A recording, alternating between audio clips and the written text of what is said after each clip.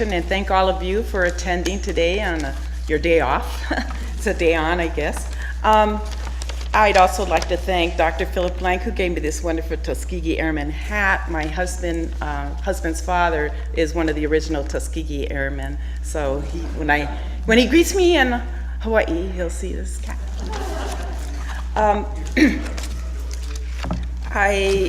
I noticed outside there was a sign, Black Lives Matter, and that's absolutely true. Black Lives Matter. And in fact, while I was here in Milwaukee, I went to Barnes and Barley, which is one of my, Beans and Barley, sorry.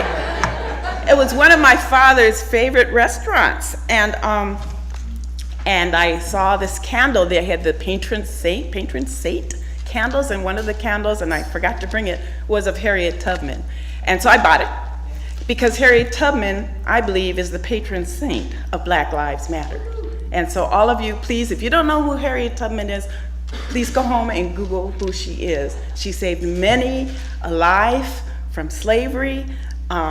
She will be, hopefully, on the $20 bill, maybe 3 years from now when somebody else is elected, I hope. But at any rate, I know that when President Obama was the president, they said that they chose Harriet Tubman to be on the $20 bill, and that would be the first African American on the United States dollar. So I think it's well worth to find out who she is and her work and what she did. So Black Lives Matters, I thought I'd start in that theme before I get into the readings of my father. First of all, this is my father's book, Justice for All. I edited it. It comes from him. It's his words. He had many writings, and out of those thousands and thousands of papers, which Kim Davis, one of my friends, knows about, and Dolly Burnham, meaning with consultation with my two brothers, Rustum and Finn Barbie, who were also in Hawaii with me, we whittled it down, and this is the book. And there are some things that are left out because we couldn't do a 500-page book. But at any rate, it is available at Woodland Panner. It is also available at Boswell, and it's also available in Madison at the Wisconsin Historical Society Press, because they are the ones who published it. And so, and you can also buy it online. You can buy it at Barnes and Noble. I think any type of bookstore you can get it at. And it's an excellent, if I may say so, but I didn't write it, I edited it, an excellent compilation of his thought patterns, his writings, his battles to find justice in Milwaukee and in Wisconsin, the state of Wisconsin, and also he talks about some international figures as well. So staying on the theme of Black Lives Matter, I wanted to talk about his fight for victims of police brutality, and I'm going to limit it to Wisconsin because, as we know, Black Lives Matter is all over. It's actually international. But in Wisconsin, specifically in Milwaukee, I don't know if any of you remember Clifford McKissick. Anybody? Okay. I don't know if any of you remember Daniel Bell. Yes. Okay. All right. Now, he talks about, the reason I mentioned these two names, and there's a lot, but he talks about these two in his book, Justice for All. I want to add a few names, and then I'll get back to the book. Since I came here, I saw the video on TV, which was abhorrent, of the police beating up a young man. And I noticed when I first came, the press said, 4 police officers got injured. Then when they showed the video, it suddenly switched. And if they're not threatening anybody, talk them down. Get a professional if you can't handle it, but don't kill them. There's no right, you can't murder someone just for mental illness. Within the 4 days that I've been here, I've seen a pattern, and it's a bit shocking. However, this has gone on for a very long time. So my father, in the book, has a section on police brutality. And I would just like to read a little bit of what he says. Okay. have to find it because I took my bookmark, but it's here. Excessive use of force and police killings. He would make comments, and this is a legislative comment, and it's dated February 8th, 1973. Okay. There was a time when 2 police officers in Milwaukee were shot, and here's what he has to say about that. The immediate aftermath of the shooting was quick and illegal searches and seizures in the immediate surrounding areas, and a number of black arrests, young and middle-aged. In some cases, police broke down to gain entrance into homes and beat up certain individuals. Probable cause was not a motive for their action. Basically, they went into the black community, went and searched all over, illegal searches, I might add, and beat up people, beat up black men. After receiving a police beating, one man was so badly injured around the head and the hands that certain public officials were sickened by his appearance 4 days later. The beating took place in the street and continued in the police station. The cries for protective legislation, safe streets, money, and gun control do not impress me one bit as solutions until the police themselves are disarmed and reoriented along with the remainder of the majority population. We need to insist on better education of policemen.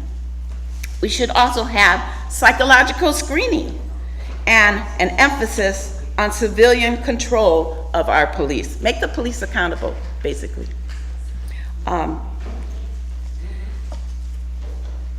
The police chief, that was, I forgot his name at the time.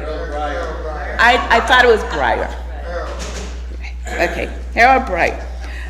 The police chief has consistently ignored the complaints of the black community in Milwaukee about police brutality.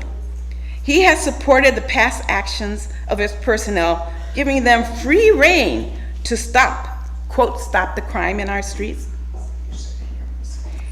He has precipitated violence. Law and order ought to start by enforcers setting the example first with justice for all. Okay, he sponsored several legislation that did not get passed, requesting that police officers go through a psychological profile. He sponsored several bills which never passed, saying that police screened, needed to be taught about diversity, needed to be taught respect for people who are different from them. And a majority of police officers in the 70s were white. In fact, I think they only had 2 or 3, right? Fred, they only had 2 or 3 black police officers in Milwaukee in the 60s and 70s. Change being the major one that stood out the most. Yeah. So I know things have changed, but again, I've only been here 4 days, and I've seen a black man get beaten with several police officers who were all white on the streets.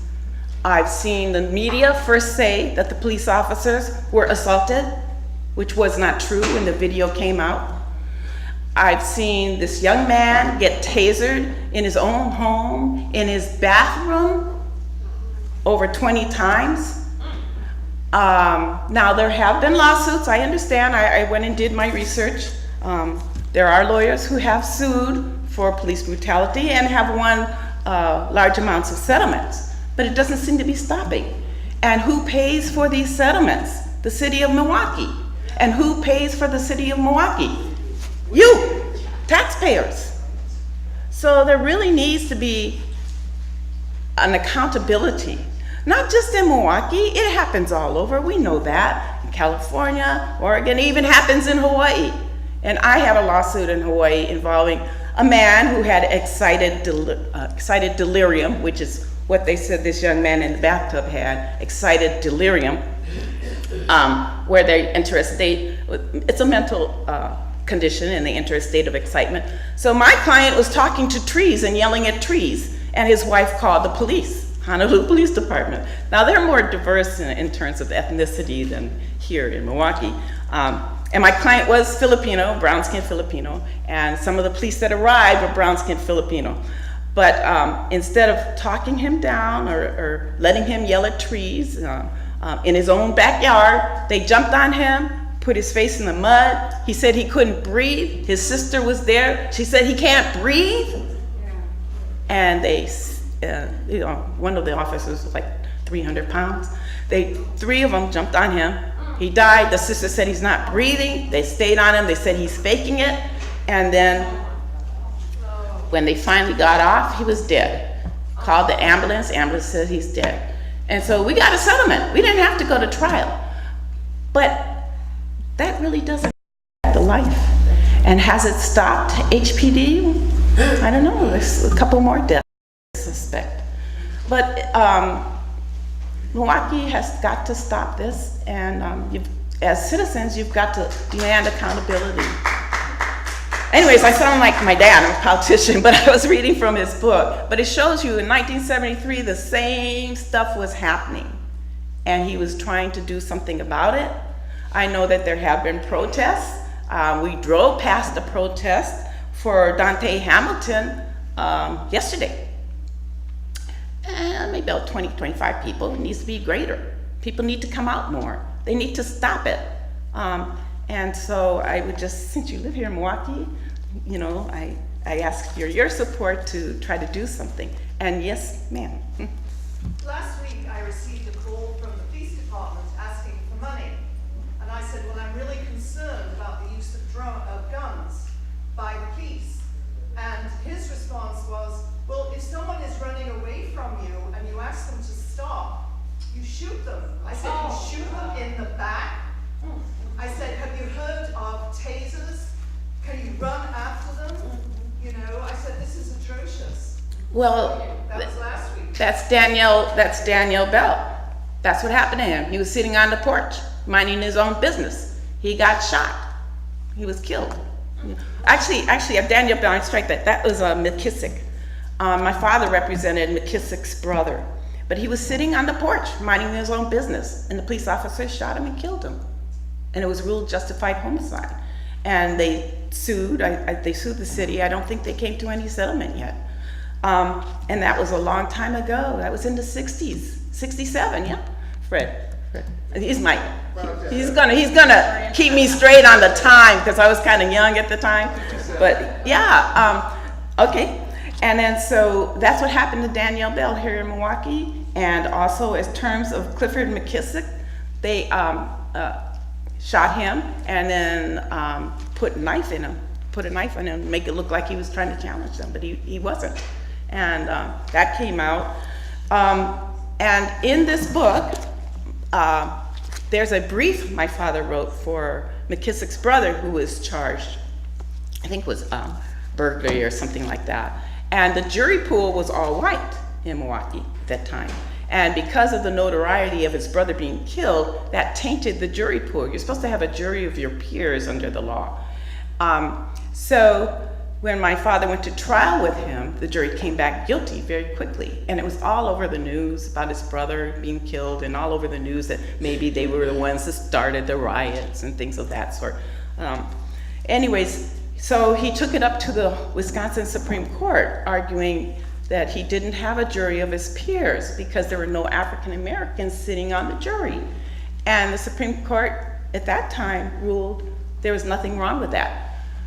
In Wisconsin, 1 year or 2 years later, the United States Supreme Court ruled in Bruton versus the United States that all-white jury on a black defendant is not a jury of their peers, and they can challenge the jury panel if you don't have someone of color judging a person of color. So it overturned the Wisconsin Supreme Court decision. Yes, sir? When I was on the bench, and your father was a very good friend of mine, we served in the legislature together. After that decision, I said no more situations where there's a black defendant with an all-white jury.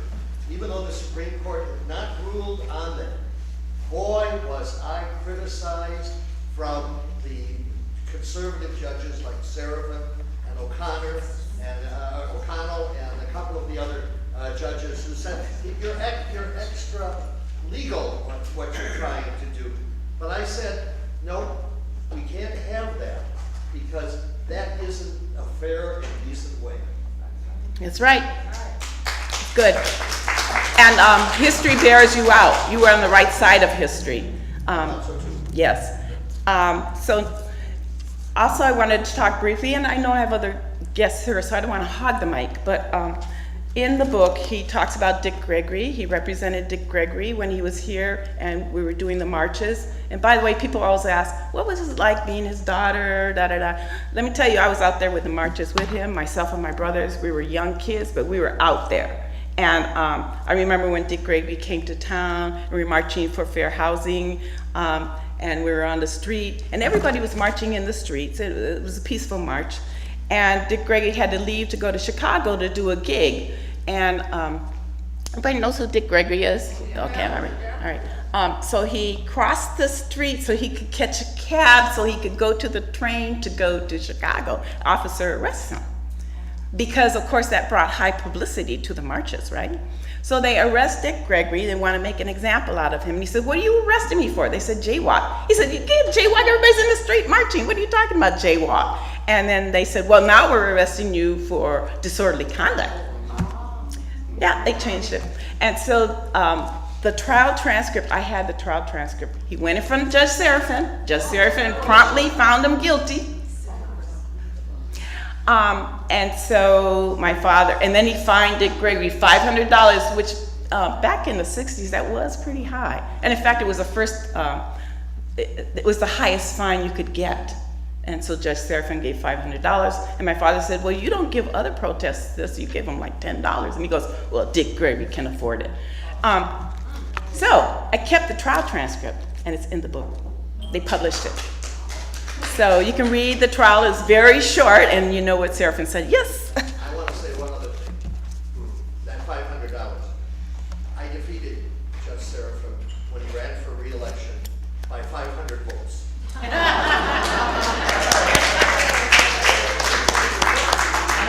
Since Fred's name is in the book, why isn't he up in front? What? She didn't arrange it. Fred should be up in front. No. Well, I was about to say, I wasn't sure last night when he sat next to me and went home early from Christy Lane party. Come on up and sit.